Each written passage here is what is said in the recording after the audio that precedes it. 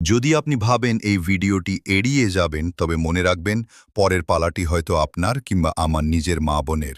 2026 সাল, বিগত মাত্র 140 দিনে এই স্বাধীন বাংলার মাটিতে নরপশুদের হাতে ধর্ষণের শিকার হয়ে পিষ্ট হয়েছে একের পর এক নিষ্পাপ প্রাণ। মনে রাখবেন, এরা কোনো খাতার সংখ্যা নয়, এরা আমাদেরই সন্তান, আমাদেরই মা বোন। আজ আমরা কথা বলছি এই নরকীয় ধর্ষণ এবং পচে যাওয়া ব্যবস্থার বিরুদ্ধে। আপনার বিবেক কি মরে গেছে? আপনার রক্ত কি পানি হয়ে গেছে? প্রতিদিন খবরের কাগজ খুললে মা বোনের সম্ভ্রমহানির খবর দেখার পরও আপনি কিভাবে শান্তিতে ঘুমান?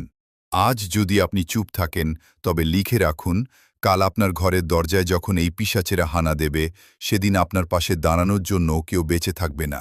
এই নীরবতা কাপুরুষতা, এই নীরবতা অপরাধের সমান অংশীদারিত্ব। এই অপরাধের রাজত্ব কতটা ভয়ানক রূপ নিয়েছে তার জলজ্জান্ত প্রমাণ লুকিয়ে আছে রাজধানী ঢাকার বুকে। গত ১৯ মে ২০২৬ মঙ্গলবার রাজধানীর মিরপুরের পল্লবী সেকশন ১১ ব্লক বি-এর একটি ফ্ল্যাটে পপুলার মডেল হাই স্কুলের ২য় শ্রেণীর ছাত্রী, মাত্র ৮ বছরের নিষ্পাপ শিশু রামিশা আক্তারকে ফুসলিয়ে ঘরে নিয়ে যায় তারই প্রতিবেশী নরপশু সোহেল রানা। সেখানে শিশুটির ওপর চালানো হয় বর্বরচিত পৈশাচিক ধর্ষণ। পশুর চেয়েও অধম সেই সোহেল রানা শুধু ধর্ষণ করেই ক্ষান্ত হয়নি, আলামত লুকাতে ওই অবুঝ শিশুর গলা কেটে মাথাটি বাথরুমের বালতিতে লুকিয়ে রাখে আর ধরটি ঢুকিয়ে রাখে খাটের নিচে। মায়ের কান্নার চিৎকারে ঘরের দরজা ভেঙে যখন লোক ঢুকল ততক্ষণে রামিশার স্বপ্ন চিরতরে শেষ। আর কতদিন আমরা এই পিশাচদের অত্যাচার সহ্য করব? রামিশার বাবা যখন দেশের সমস্ত মিডিয়ার সামনে ডুকরে কেঁদে বলেন, আপনারা আমার মেয়ের বিচার করতে পারবেন না, আপনাদের সেই রেকর্ড নাই, তখন কোটি টাকার সুউচ্চ আদালতের দিকে তাকিয়ে সাধারণ মানুষের ধিক্কার দিতে ইচ্ছে করে। একজন বাবার এই অসহায়ত্ব এই পচা রাষ্ট্রের গালে সবচেয়ে বড় চপেটাঘাত। কাগজ কলমের হিসাবের দিকে তাকালে রক্ত হিম হয়ে আসে। মানবাধিকার সংস্থা আইন ও সালিশ কেন্দ্রের ২০২৬ সালের অফিসিয়াল খতিয়ান দেখুন। এই ২০২৬ সালের প্রথম ৫ মাসেই কেবল শিশু ধর্ষণের শিকার হয়েছে ১১৮ জন, যার মধ্যে ১৭ জন শিশুকে ধর্ষণের পর পশুর মতো অন্যভাবে হত্যা করা হয়েছে। আর বাংলাদেশ পুলিশের রেকর্ড বলছে কেবল এপ্রিল মাসেই নারী ও শিশু নির্যাতনের মামলা হয়েছে রেকর্ড ২০১১টি। এ তো গেল খাতার হিসাব, এর বাইরে কত হাজার ঘটনা লোকলজ্জা, সমাজ আর প্রভাবশালীদের ভয়ে ফাইলে চাপা পড়ে গেছে তার হিসাব রাষ্ট্র রাখেনি। নাম না জানা সেই ৬ নম্বর শিশুটি খুলনায়, ৭ নম্বর কিশোরীটি ময়মনসিংহে এবং ৮ নম্বর অবুঝ প্রাণটি চট্টগ্রামে পিশাচদের লালসার শিকার হয়ে লাশ হয়েছে।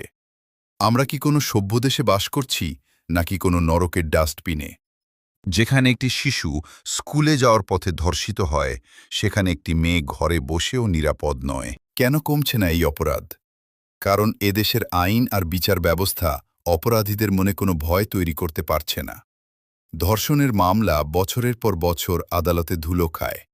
ধর্ষক যখন কোনো প্রভাবশালী রাজনৈতিক দলের আশ্রয় পায় তখন আইন অন্ধ হয়ে যায়, পুলিশের হাত কাঁপে। টাকার খেলায় আর দুর্বল এফআইআরের সুযোগে জামিন পেয়ে ধর্ষকেরা বুক ফুলিয়ে রাজপথে ঘুরে বেড়ায়, আর ভুক্তভোগী পরিবার সমাজ থেকে বিতাড়িত হয়। রাজনৈতিক ক্ষমতা দখল আর চেয়ার টিকিয়ে রাখতে আমাদের প্রশাসন যতটা তৎপর, মা বোনদের নিরাপত্তা দিতে তারা ততটাই পঙ্গু, বধির এবং অন্ধ। আইন যখন প্রভাবশালীদের ঘরে দাসী খাটতে যায় তখন সাধারণ মানুষ কার কাছে বিচার চাইবে? এই বিচারহীনতার সংস্কৃতি প্রতিদিন নতুন নতুন সোহেল রানা তৈরি করছে। আজ এই ভিডিও থেকে রাষ্ট্র, প্রশাসন এবং পচে যাওয়া বিচার ব্যবস্থাকে কঠিন হুঁশিয়ারি দিয়ে রাখছি। সাধারণ মানুষের ধৈর্যের বাঁধ এবার পুরোপুরি ভেঙে গেছে।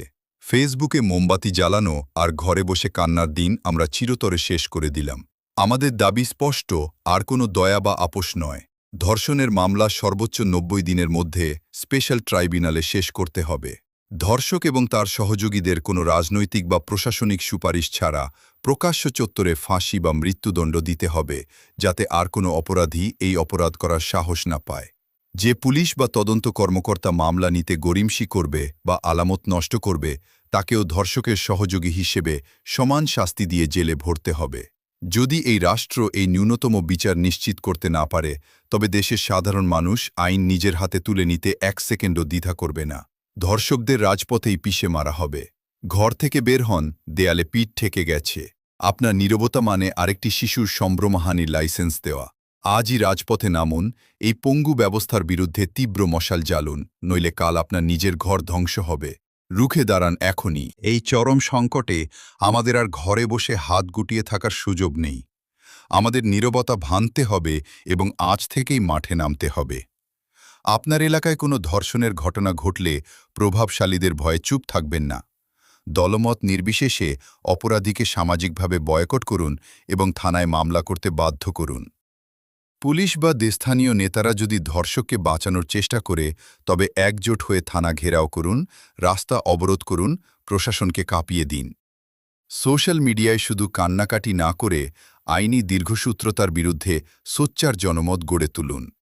নিজের পরিবারের সন্তানদের সঠিক নৈতিক শিক্ষা দিন এবং চারপাশের মা বোনদের সুরক্ষায় একটি স্থানীয় প্রতিরোধ দুর্গ গড়ে তুলুন। সবশেষে, যারা এই ভিডিওটি দেখছেন তাদের কাছে একটি প্রশ্ন রেখে যাচ্ছি। আজ আপনার নীরবতা কি প্রমাণ করে না যে আপনিও এই অন্যায়ের সাথে পরোক্ষভাবে জড়িয়ে আছেন? কমেন্ট বক্সে এসে শুধু শোক প্রকাশ করবেন না, আপনার ভেতরের ক্ষোভটুকু উগড়ে দিন। এই ভিডিওটি প্রতিটি মানুষের টাইমলাইনে ছড়িয়ে দিন, যেন প্রশাসনের উচ্চপদস্থ কর্মকর্তাদের কান পর্যন্ত এই সাধারণ মানুষের তীব্র চিৎকার পৌঁছায়।